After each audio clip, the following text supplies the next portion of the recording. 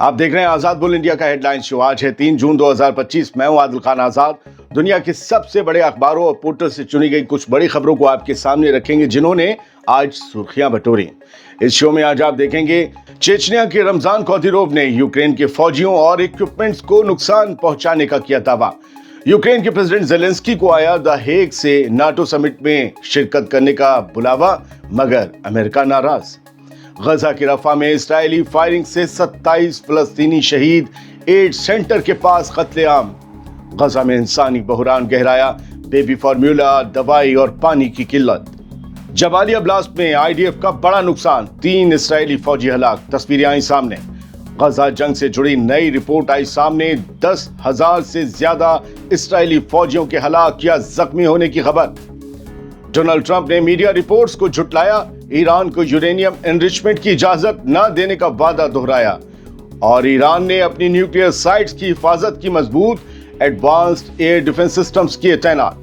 Good evening. करते हैं शुरुआत इस शो की। चेचनिया के हेड रमजान कौदिरोव ने ये कहा है कि उन्होंने यूक्रेन के फौजियों और इक्विपमेंट्स को ओरेखोवस्की फ्रंट पर नुकसान पहुंचाया है। उन्होंने टेलीग्राम पर यह बताया कि रशियन डिफेंस मिनिस्ट्री की वोस्तोक अखमात बटालियन ने ड्रोन से दुश्मन के ग्रुप को वक्त पर घेर लिया और चुपके से अपनी पोजीशन जो बदल रहे थे उन सब पर कहर बरपा दिया। रशियन फौजियों ने, रशियन ड्रोन्स ने यूक्रेनी फौजियों पर ड्रोन्स की मदद से एनिमी कॉलम को ट्रैक करके एक टारगेट पर अटैक किया गया। इस स्ट्राइक से यूक्रेन के फौजियों और उनके इक्विपमेंट्स का भारी नुकसान हुआ। कौदिरोव ने कहा कि इस हमले ने दुश्मन की पोजीशन बदलने की कोशिश फेल कर दी। अब बात यूक्रेन के प्रेसिडेंट व्लादिमीर जेलेंस्की की। जेलेंस्की ने कहा है कि उन्हें इस साल द हेग में होने वाले नाटो लीडर्स के समिट में बुलाया गया है, लेकिन मीडिया रिपोर्ट्स के मुताबिक अमेरिका इस बात से नाराज है कि जेलेंस्की वहां शामिल हो, क्योंकि अमेरिका को लगता है कि वो समिट में फजीता कर सकते हैं। अब करते हैं जिक्र गजा की बड़ी खबरों का। गजा में भूख से तड़पते लोग हर रोज खुद मदद के नाम पर बांटी जा रही मौत का निवाला बन रहे हैं। गजा में आज भी कत्लेआम हुआ। एड सेंटर यानी जो मदद के मरकज हैं, जहां मदद बांटी जा रही है, उसके पास फिर से इंसानी लहू बहा दिया गया। 27 फलस्तीनी शहीद कर दिए गए, कई जख्मी हैं। साउथ गजा के रफा शहर में आज मंगल के रोज इस्राएली फौज की फायरिंग से कम 27 फलस्तीनी शहीद हो गए, जबकि दर्जनों लोग जख्मी हुए हैं। ये तीसरा दिन है दोस्तों जब इंसानी मदद के मरकजों के आसपास रोटी की आस में आए बेगुनाह लोगों का खून बहाया जा रहा है। जिनको बहता हुआ पानी नहीं मिल रहा, उनका बहता हुआ खून सड़कों पर नजर आ जाता है। अमेरिका और इसराइल के जरिए बांटी जा रही मदद अब इंसानी लहू से सन चुकी है। इसराइली आर्मी का कहना है कि उसने उन लोगों पर फायर किया या फायरिंग की जो फूड डिस्ट्रीब्यूशन जोन यानी कि जहां इमदाद बढ़ती है, राशन बढ़ता है, उस जोन के तयशुदा रास्ते से हट कर आए थे। आईडीएफ का कहना है चूंकि उन्होंने रास्ता बदला, हमने फायरिंग कर दी। रास्ते सब कुछ उधर चुके हैं। लोग जिधर से सहूलत होती उधर से आते हैं, लेकिन उधर से मिलती गोली। फौज ने कहा है, इजरायली फौज ने, कि अभी तक इस वाकये की तहकीकात जारी है। ये हलाकतें उस वक्त सामने आई हैं जब कुछ ही घंटों पहले इसराइल ने तस्दीक की थी कि उसके 3 फौजियों की मौत हो गई है। ये फाइटिंग नॉर्थ गजा में चल रही है, जहां इसराइली फौज ने हमास के खिलाफ अपनी जंग के दौरान पूरे इलाके को तबाह कर दिया है। गजा के जो और हालात हैं और जो सूरत हाल है उसका अगर मैं जिक्र करूं तो इंसानी बहरान तेज हो गया है। न बेबी फार्मूला है, न दवाई है, न पानी है। गजा की सिविल डिफेंस के स्पोक्स पर्सन है महमूद बासल। उन्होंने अल जजीरा अरबिक से बात करते हुए कहा कि गजा में इंसानी बहरान हद से ज्यादा बढ़ चुका है। उन्होंने कहा कि न बेबी फार्मूला गजा में है, यानी कि जो छोटे बच्चे होते हैं, डब्बा दूध वगैरह, ये सब, उन सब के लिए कोई चीज है नहीं। जिनकी माओं के पास दूध नहीं है वो बच्चे खिचड़ी चावल रोटी तो नहीं खा सकते। कुछ दिन से लेकर कुछ महीने के बच्चे, कुछ हफ्तों के बच्चे, उनके लिए कुछ नहीं है खाने के लिए, और ना दवाई है। गजा स्ट्रिप में खाने का सामान बिल्कुल भी नहीं है, सब खत्म है। और हम वो ये कहते हैं कि और हम पीने का पानी ढूंढने के लिए भी परेशान हैं। बासल ने अपील की कि जख्मियों की जिंदगी बचाने के लिए हमें गजा के बाहर से ब्लड यूनिट्स भेजी जाएं, खून की बोतलें या यूनिट्स भेजी जाएं, क्योंकि ज्यादातर खून देने वाले डोनर्स खुद भुखमरी का शिकार हो चुके हैं गजा में। दोस्तों, ये बयान हिलाकर रख देता है। ये बयान गजा में भूख प्यास और इलाज के लिए तड़पती इंसानियत की एक और दिल दुखाती तस्वीर है। बढ़ते आगे, गजा में आईडीएफ का भी बड़ा नुकसान हो रहा है। ऐसा नहीं कि सिर्फ गजा के लोगों का हो रहा है, बम बरसाने वाले इसराइल के फौजी भी बारूद का शिकार बन रहे हैं। जबालिया ब्लास्ट में 3 इसराइली फौजियों की मौत हुई है। गजा में आईडीएफ का यह सबसे भारी नुकसान बताया जा रहा है पिछले कुछ दिनों या महीनों में। गजा के जबालिया इलाके में पीर की रात, मंडे की रात, एक रोड साइड बॉम्ब के धमाके में 3 इसराइली फौजियों की मौत हो गई। उनकी तस्वीर है मुस्कुराते हुए, जब वो फौज में थे और सर्विस दे रहे थे, तब की तस्वीर है। 3 इसराइली फौजियों की मौत हो गई, 2 फौजी जख्मी हो गए। इसराइली फौज ने मंगल की सुबह इस वाकये की तस्दीक कर दी है और इसराइली मीडिया ने इस खबर को छाप दिया है। ये सब उस वक्त हुआ जब आईडीएफ का एक हमवी कॉन्वॉय एक जलती हुई मिलिट्री व्हीकल को बुझाने के लिए, उसकी आग बुझाने के लिए अंदर गया था एरियाज में जबालिया के। वापस आते वक्त जबालिया की गलियों में पहले से रखे एक एक्सप्लोजिव डिवाइस ने कॉन्वॉय को निशाना बना दिया। बॉम्ब सीधा हमवी पर लगा। 3 फौजियों की जान चली गई, जबकि 2 को मॉडरेट इंजरीज आई हैं। आईडीएफ के मुताबिक जब कॉन्वॉय वापस जा रहा था, काफिला जब वापस जा रहा था, तब रोड के किनारे पर छुपाया गया पावरफुल बम हमवी के नीचे फट गया और हमवी के भी चिथड़े उड़ गए। बाद में फौज ने इसी रूट पर 20 और रोड साइड बॉम्ब्स भी ढूंढ निकाले, जो किसी वजह से फटे नहीं, उन्हें डिफ्यूज कर दिया गया। लेकिन यह आईडीएफ के लिए बहुत चौंकाने वाली बात है।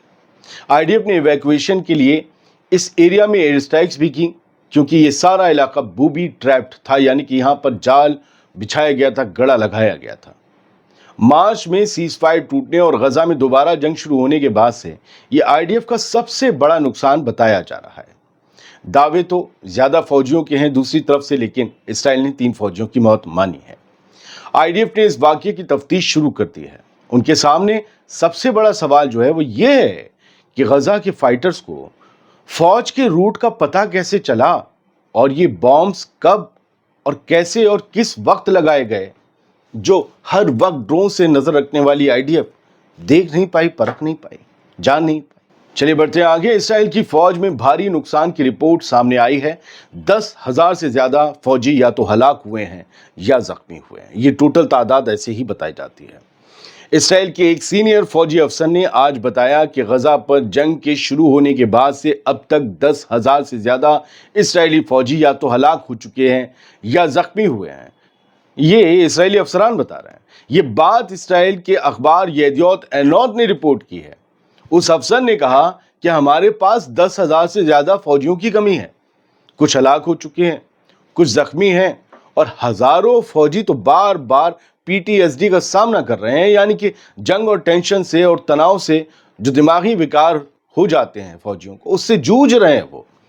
हालांकि इजरायली फौज की ऑफिशियल रिपोर्ट के मुताबिक अब तक 7 अक्टूबर 2023 से महज उनके 861 फौजियों की मौत हुई है गजा के मिशन में और 5,921 जख्मी हुए हैं।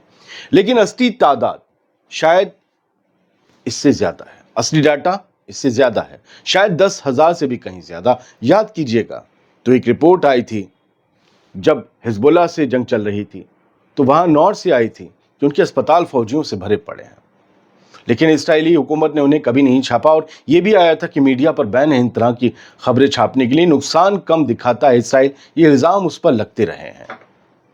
खैर, इसकी हकीकत जो भी है वो इस जंग के ख़त्म होने के बाद सामने आ ही जाएगी। लेकिन हम चलते हैं एक और हकीकत की तरफ जो जुड़ी है ईरान और अमेरिका के बीच न्यूक्लियर डील से। डोनाल्ड ट्रंप ने ईरान की यूरेनियम एनरिचमेंट पर पाबंदी लगाने की मंशा जाहिर करते हुए कहा है कि हम ईरान को कोई सहूलत नहीं देने जा रहे, किसी भी कीमत पर ईरान अपना यूरेनियम एनरिच नहीं कर सकेगा किसी भी लेवल का। अमेरिकी सदर डोनाल्ड ट्रंप ने कुछ घंटे पहले ये साफ कह दिया कि किसी भी न्यू न्यूक्लियर डील में ईरान को यूरेनियम एनरिच करने की इजाज़त नहीं दी जाएगी। ट्रंप ने अपने social media platform truth social पर लिखा, हमारे मुमकिना एग्रीमेंट के तहत हम यूरेनियम एनरिचमेंट की कोई भी इजाज़त नहीं देंगे। दोस्तों, ये बयान उस वक्त आया जब एक अमेरिकी मीडिया आउटलेट एक्सियोस ने रिपोर्ट किया कि यूनाइटेड स्टेट्स ने ईरान को एक ऐसी नई तजवीज़ भेजी है जिसमें कुछ हद तक लो लेवल एनरिचमेंट की छोटी सी गुंजाइश रखी गई है। ये रिपोर्ट हमने भी आपको सुबह दिखाई थी, क्योंकि ये सुबह तक की रिपोर्ट थी, मगर ये रिपोर्ट डोनाल्ड ट्रंप तक भी पहुंची और हमने उस रिपोर्ट में आपको बताया था कि डोनाल्ड ट्रंप की हुकूमत से जुड़े हुए लोग इंक्लूडिंग स्टीव विटकॉफ और मार्को रूबियो ईरान को एक पैसे का भी एनरिचमेंट करने की मुखालफत करते आए। तो ट्रंप ने इसको फिर इसके बाद रिजेक्ट कर दिया और पूरा इल्जाम नेहरू सरकार माफ कीजिए अमेरिका की पिछली बाइडेन हुकूमत पर डाल दिया। उन्होंने कहा कि बाइडेन को पहले ही ईरान को एनरिच करने से रोकना चाहिए था। दोस्तों याद रखिए कि ईरान की यूरेनियम एनरिचमेंट का मसला 2018 से चला आ रहा है, जब ट्रंप ने पहली न्यूक्लियर डील बीच में ही छोड़ दी थी। तब से लेकर अब तक 5 बार दोनों तरफ से बातचीत हो चुकी है, लेकिन फैसला सिफर अब तक लटका हुआ है। अब बात ईरान के अलर्टनेस की। ईरान ने न्यूक्लियर साइट्स की हिफाजत के लिए एयर डिफेंस सिस्टम या एयर डिफेंस अपना मजबूत करना शुरू कर दिया है। फाइनेंशियल टाइम्स ने संडे को एक रिपोर्ट जारी की थी, रात में, यहां मंडे लग चुका था।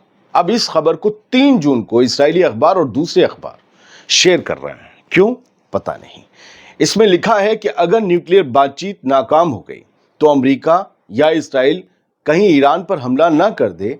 इस खदशे के मद्देनजर ईरान ने अपना एयर डिफेंस सिस्टम मजबूत करना शुरू कर दिया है। खदशा लफ्ज तो मैंने लिया, उन्होंने लिखा कि ईरान ने डर के मारे खौफ में अपना एयर डिफेंस मजबूत करना शुरू कर दिया है। ईरान के आर्म फोर्सेस के चीफ मोहम्मद बाकिरी ने अभी हाल ही में कहा था कि हमने अपने एयर डिफेंस सिस्टम की सलाहियत में जबरदस्त प्रोग्रेस की है, हमारी कुव्वत बढ़ गई है। उन्होंने ये भी बताया कि ईरान ने आर्मी में कई गुना ज्यादा इन्वेस्टमेंट किया है। बाकिरी ने दुश्मनों को वार्निंग भी दी कि अगर किसी ने हमारे एयर स्पेस की खिलाफ वर्जी की तो उसे भारी नुकसान उठाना पड़ेगा। ये तमाम जो वार्निंग्स थी वो ये बताती थी कि ईरान ने कुछ तो भारी किया है, भारी भरकम। खैर दोस्तों, वेस्टर्न इंटेलिजेंस और सैटेलाइट इमेजरी के मुताबिक ईरान ने अपने कुछ एंटी एयरक्राफ्ट मिसाइल लॉन्चर्स को अपनी सबसे अहम न्यूक्लियर साइट्स जैसे नतांस और फोर्दो के पास शिफ्ट कर दिया है। तो ये थी कुछ अहम खबरें जो मैंने बहुत शॉर्ट में और बहुत ट्रांसपेरेंसी के साथ आपके सामने रख दी। मैं जानता हूँ कुछ खबरें अच्छी नहीं थी, लेकिन फिर भी उम्मीद ये करता हूँ कि मैं आपको ईमानदारी से खबरें देता रहूँ और आप तक इन्फॉर्मेशन पहुँचाता रहूँ। बहुत बहुत शुक्रिया। सलामत रहिए, खुश रहिए।